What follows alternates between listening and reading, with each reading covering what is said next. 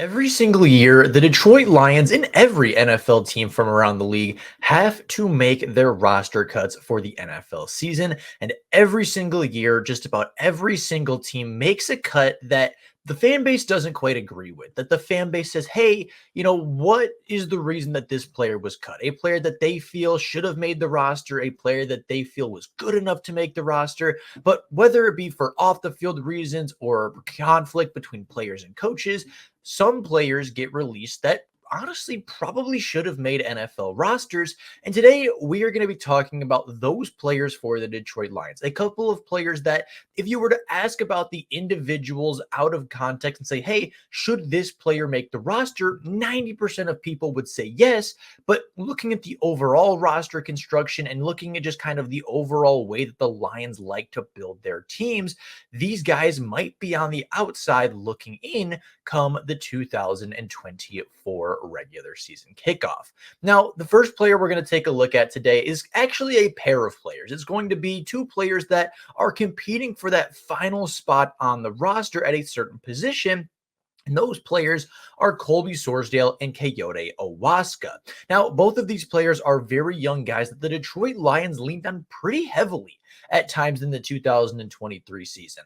But taking a look at the overall offensive line depth for the Detroit Lions, obviously Taylor Decker, Graham Glasgow, Frank Ragnow, Kevin Zeitler, and Penei Sewell will all make the roster as the starting five offensive line. But again, looking at the depth, you would assume that all five of the backups would make it as well, being Giovanni Manu, the most recent fourth-round selection of the Detroit Lions, Christian Mahogany, the sixth-round selection from Boston College, who was expected to go much higher, Dan Skipper, a player that has been a longtime NFL veteran with the Detroit Lions and really the only true outside tackle with experience behind Decker and Sewell. Colby Sorsdale, the fifth-round selection from a year ago, who played really good football at times and, like I said, was relied on pretty heavily, as well as Coyote Owaska, a player that started in the NFC Championship game for the Detroit Lions a season ago.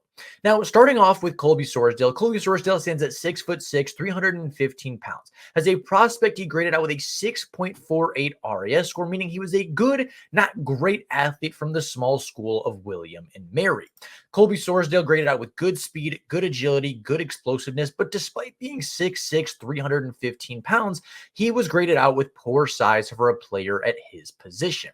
Now, Colby Sorsdale went on to be the 154th overall selection in the 2023 NFL Draft in the fifth round for the Detroit Lions. It was a pick that a lot of people wanted a wide receiver, a lot of people wanted a playmaker, but Dan Campbell and Brad Holmes decided to upgrade the trenches and go back into the offensive line game to acquire a player that, despite playing at a very small school, was really productive, was really solid, and the tape showed and spoke for itself. Now, in 2023, Colby Sorsdale was kind of thrown into a starting role at points in the season, where he played 253 snaps, committed 2 penalties, as well as a sack allowed. However, that sack in at least one of those penalties came in week 2 of the NFL season, when he was thrown in as the 4th string right tackle after spending the entire preseason practicing as the right guard. He was clearly not ready for the Seattle pass rush and gave up a sack, gave up a penalty, and really played quite poorly. But after being put at right guard, especially in his first career start versus the Raiders, he looked phenomenal. He opened up rushing lanes. He really didn't allow too many pressures, even against Max Crosby on stunts and blitzes. He looked really strong and showed that he was very promising at the guard position. As I said, the sack and the penalty both were committed by him playing the right tackle position, and he showed the ability to be a strong run blocker as well as a secure pass blocker against some really strong pass rushers and some really good defensive lines. Now, switching over to Coyote Owaska, he is a little bit smaller than Colby Sorsdale at just 6'5", 213 pounds, and had a little bit lesser of an RAS score at 5.04. Still grading out as an average to very slightly above average athlete for the Detroit Lions. Coyote Owaska graded out with poor size, poor agility, but good speed and good explosiveness for the guard position. Now, Coyote Owaska played 252 snaps last year for the Detroit Lions, almost the exact same as Colby Sorsdale, and committed the same amount of penalties and the same amount of sacks. However, I do believe that Coyote Owasco played better in his 252 snaps than Colby Sorsdale played in his 253.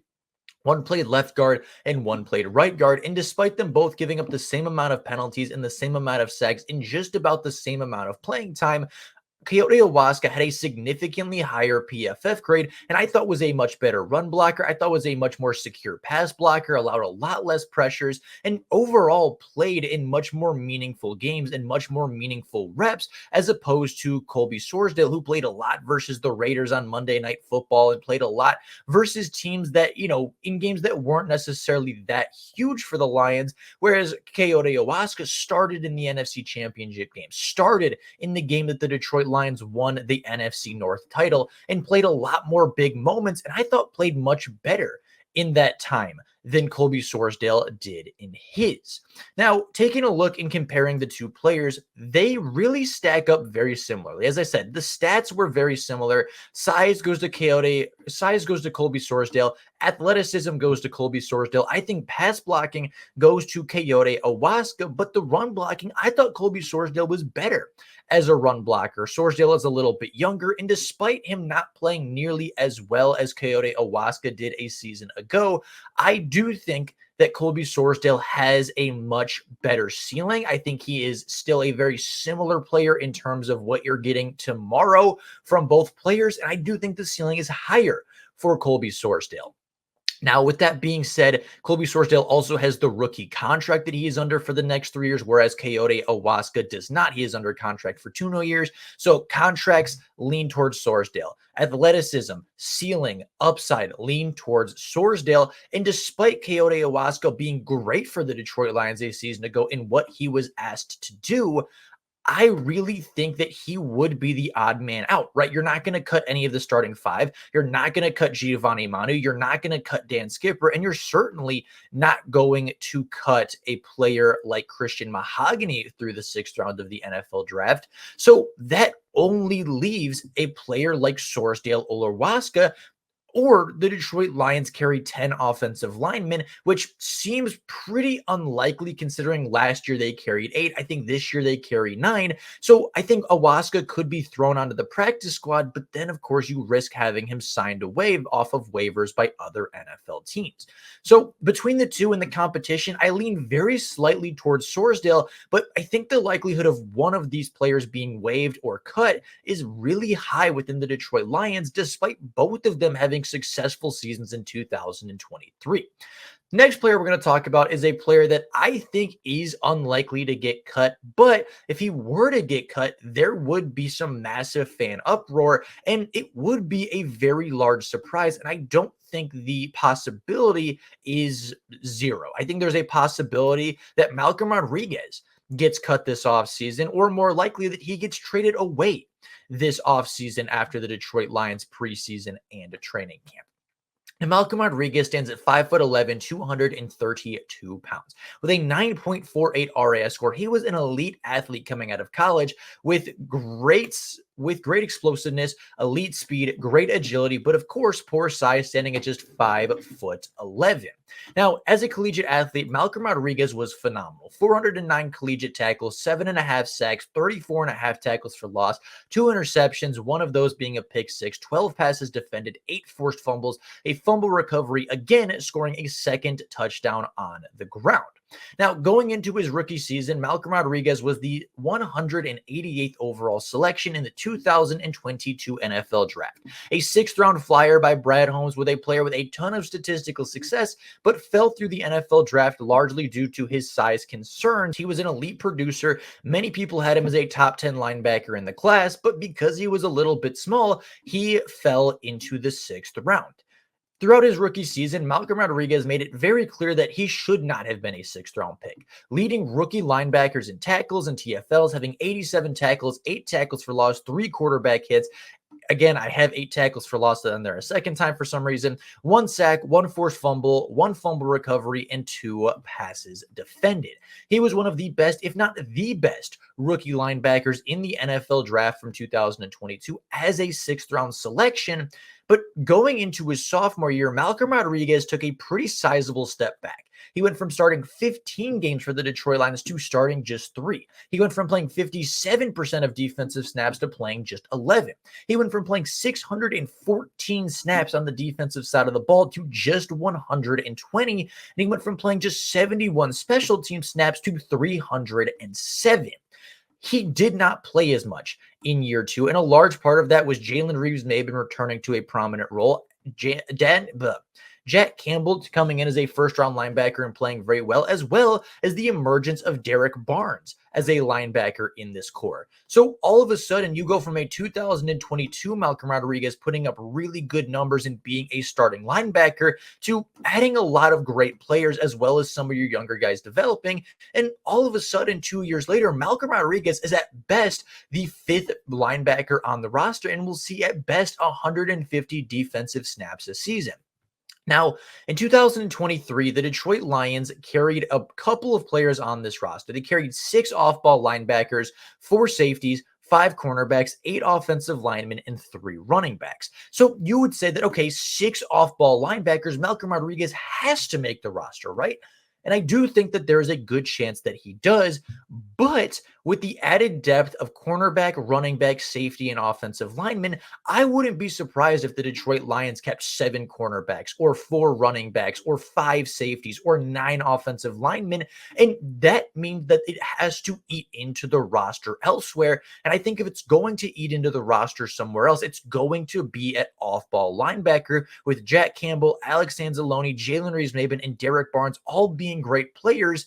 Malcolm Rodriguez could be on the outside looking in as well. Now, I do think the Detroit Lions carry 5 linebackers into week 1. I think Malcolm Rodriguez is the last linebacker on that list with starting experience, with special teams versatility, with a willingness to play any position on the linebacking core, really just being a hard worker in general and being the kind of guy that the Lions love. There is a strong chance that Malcolm Rodriguez does return to this roster in 2023, but if the Lions want to go a little bit lighter at linebacker this year, let's say they carry 4 into the linebacking core, but they also assume that James Houston can play a little bit of linebacker. They assume that Ifeatu Melifonwu is going to take on a little bit more of a linebacker role, potentially just playing as a, will linebacker as he's 6'3" and did line up there at times last year. There is a chance that Malcolm Rodriguez does not make this roster. And despite him being super productive as a rookie, obviously the Lions felt like they were comfortable moving away from him in 2023, and they could continue to move in that direction in 2024. But with all of that being said, those are my surprise cut candidates, 1 on offense and 1 on defense. And please let me know in the comments down below, how do you feel about either of these players being on this list? Do you think there's a chance that either of them get cut? Do you have a surprise cut candidate that you think might not make the roster despite the preseason media and fan base telling you that they are an absolute lock? I'd be very curious what you guys have to say. But with all of that being said, that is all I have for you guys today. Thank you all so much for watching. If you have yet to subscribe to the channel, please go down below and do so. We are shooting for 4,100 subscribers by the start of NFL training camp. And if you hit the subscribe button, that could help and go a long way for the channel. But that is all I have for you guys right now. Thank you all so much for watching. And until next time, and as always, go Lions.